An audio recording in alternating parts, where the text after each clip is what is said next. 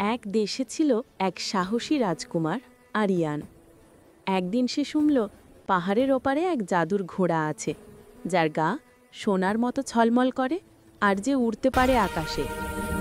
রাজকুমার যাত্রা শুরু করল ঘন বন, নদী আর মরুভূমি পেরিয়ে। পথে ভয়ঙ্কর এক দানব তার পথ রোধ করল।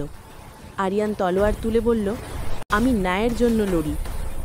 দানব পালিয়ে গেল বজ্রের মতো।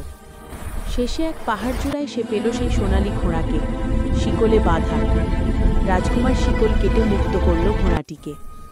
ঘোড়াটি কৃতজ্ঞ হয়ে বলল, আমি তোমার বন্ধু হব চিরদিন। তারপর দুজনে উড়ে গেল আকাশে। সূর্যের আলোয় ঝলমল করে উঠল তাদের রাজ্য। রাজা বলল, তুমি শুধু রাজকুমার নও, ন্যায়ের রক্ষক। ভিডিওটি ভালো লাগলে লাইক অ্যান্ড সাবস্ক্রাইব করে দাও। শেষে রাজকুমার আর তার জাদুর ঘোড়া সুখে শান্তিতে রাজ্য শাসন করল।